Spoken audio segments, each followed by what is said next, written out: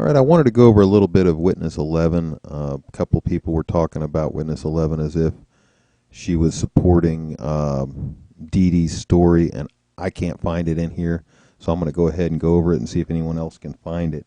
Seems to me she supports George's story all the way through. Well, let's go ahead and get started here. 815 West 13th Street, City of Zimmerman County, Florida. The time is now 11:20 in the morning. Present in the room is station amen. On February 26th, on Sunday, at approximately 7 o'clock in the evening, something happened behind your house, correct? Yes. Can you tell me what you saw? We didn't see anything. We only heard everything. We had our back door open, so we could hear everything going on, but we didn't. So she already said she's not a witness, but she is a hearing witness. She didn't see anything, but she heard it. So let's continue. See anything. It was too dark. And Okay, what did you hear? it sounded just like, we had the TV kind of loud, but it sounded just like two or more men talking kind of loud. And so I muted the TV to see what was going on. And at that point, it kind of just sounded like scuffling around. So that's when I kind of went to just get the phone, because we've been having issues in the neighborhood already. What kind of issues? Break-ins and burglaries and stuff. So they've been telling us, if you see anything, hear anything suspicious, just call 911. So I just went ahead and got on the phone and called 911 at that point. While I was calling, the scuffling kind of turned to like one man was yelling kind of like not a help yell, but just yelling. And so then those yells kind of turned to help, help, help. And at that point I was already on the phone with 911. And I think if you could hear the 911 tape, you can hear the gunshot too, because it was soon after that. But he yelled help many times. I heard the next door neighbor open his door and kind of say, what are you guys doing? And So in this case, she even heard John open the door and say, "What are you doing?" So she's even corroborating John's statement. And the guy said, help, help to him too. And he's like, well, I'm calling 911. Because, we don't know what the hell they're doing out there. So, and we couldn't see anything because of our blinds and stuff. So we're not going to just run out there and help. So, that's pretty much the end of it. We heard the gunshot, and then it got quiet, and that was about it. Okay, the conversations that you heard, the yelling before you muted the TV, could you make out anything that was being said? I really couldn't. It was just kind of loud yelling. Was it an exchange? What do you call it, an exchange of Yes, words? yes. More than one phrase to another? How many back and forth did you hear as far as the yelling? Could you approximate? I would say maybe 3, and I would be kind of just guessing. Like, it was. So he's trying to get to the point. What he wants to do is he wants to prove that there was an argument, there was a long-term argument, or something more than just what George said happened. And Dee Dee had already corroborated George in saying that Trayvon spoke to him first and that George responded, but it wasn't with a violent response.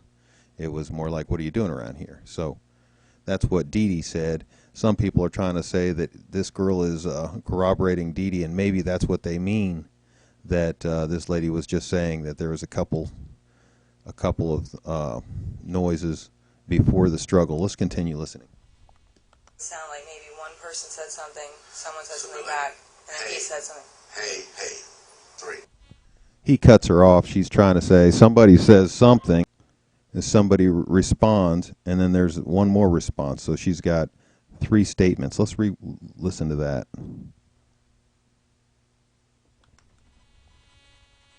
Maybe one person said something, someone said something back, and then he said something. Hey. So she's saying 3 statements.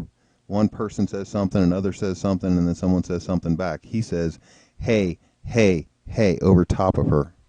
Hey. 3. Maybe, yeah. Okay. But again, the TV was on, and that was before I muted it. So at first we kind of just thought it was like a couple of drunk guys or something yelling. That's just how it sounded, like loud, belligerent kind of. So she knows George's voice, and you're going to find that out. But at this point, she says somebody's being belligerent, almost like they're drunk. And remember, George had said in the past, in another statement, that Trayvon looked like he was on drugs. So just keeping that in mind, I'm not saying that George or Trayvon was the one making the belligerent sounds. I'm just saying that this statement is making it clear that she thinks that George is the mellow, quiet type, not the belligerent type. Have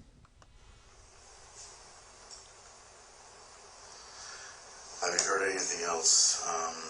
Do you know of anybody else who might have seen this thing from its inception when it started? Do you have any idea? I don't think anyone besides us and our next door neighbor, and I think you've talked with him already, he's the only one that actually saw anything. And I know that he didn't know George or the other guy at all, but he did describe both of them, and we know George was on the bottom getting pummeled, and we saw George's face after.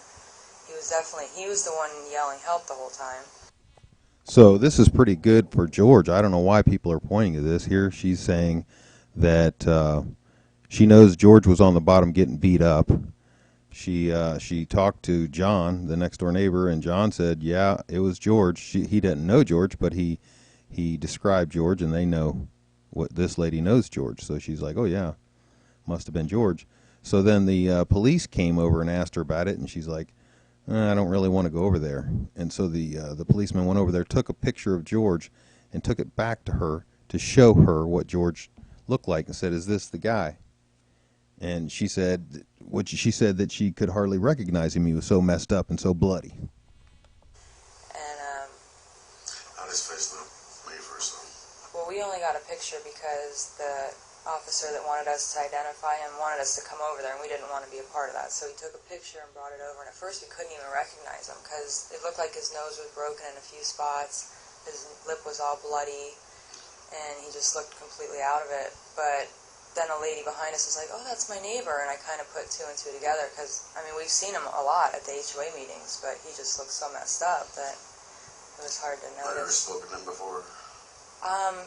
Just during meetings and stuff. I'm on the board, so we'll talk, but not much, honestly. Like, he talks to everyone else more than I've really ever talked to him. What's your impression of him as far as In person. in general, good person?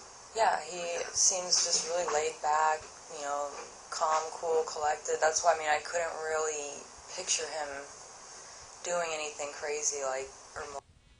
So this is more evidence that that according to this lady, and she's seen him before, she's known him, he's been at the meetings, he's a very calm guy, and anybody who's been following this case has to agree that George is very mild manner, at least in appearance. And I've heard other people say, oh yeah, well, so was Ted Bundy. And as true as that is, Ted Bundy was the exception, not the rule. So just by looking at this case, you couldn't compare Ted Bundy. I mean, unless you could say, well, George was out killing black people every day, and we found a bunch of chopped up black people in his freezer. Come on, it's just ridiculous argument. The neighbors know him, his family knows him. He doesn't have a history of violence. And the one case where they point that he got in a scuffle with a police officer. The police officer was not identified, and the police officer was attacking his friend. So George was just trying to defend his friend. That's why the judge decided to make it a non-case, and that's why he doesn't have a criminal record. If he did something criminal that day, then the judge would have slammed him, and he would have a criminal record right now.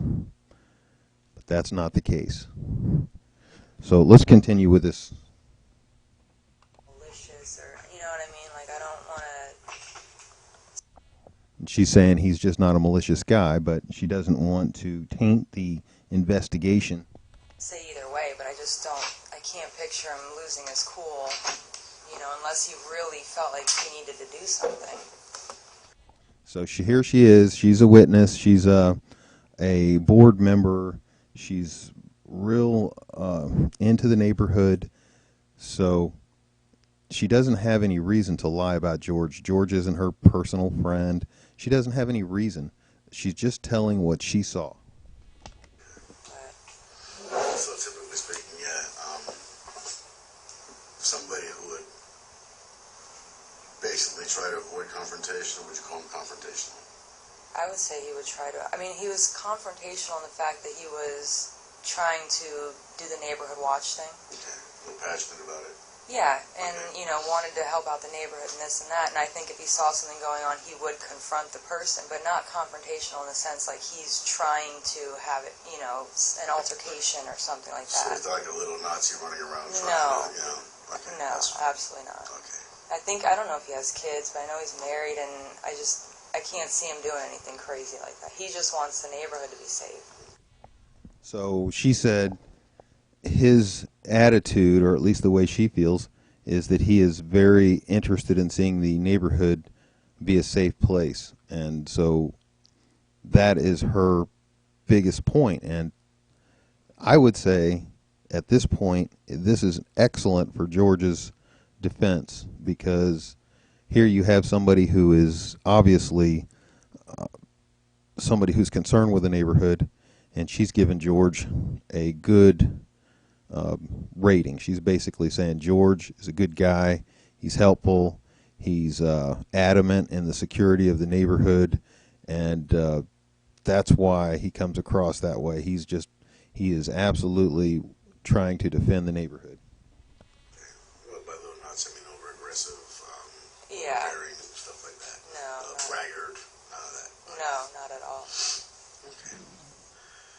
She's heard that with the exchange, there was like a 3-part volley. Hey, hey, hey. And then all of a sudden, there was a scuffling and the fighting. And they didn't see. And they couldn't basically make out what they were saying. You've spoken to George on many occasions. Not many. He comes to the But meetings. you would recognize his voice possibly, or I would, but not in that situation. I wouldn't. You know what I mean? Like, it was just sounded like two men yelling. You know, like it could have been any two men. so when we talk about this exchange between them, you don't know if George was speaking, started the conversation, or At first, we didn't even know how many men it was. It could have been 4 guys. It sounded like, you know, he'll probably tell you the same thing. It sounded like a couple of drunk guys or a group of drunk guys. That's why, you know, he was going to maybe go out and see what was going on, but we didn't know how many people were out there. So it just sounded like, hey, hey, or not hey even, but it was just, you know, yelling, like, what are you doing? What do you want? Kind of like that. Just, going back and forth yeah, for about how long? not long, but I mean, maybe like 3 Exchanges, things like 3 that, volleys. and then it just started scuffling, like.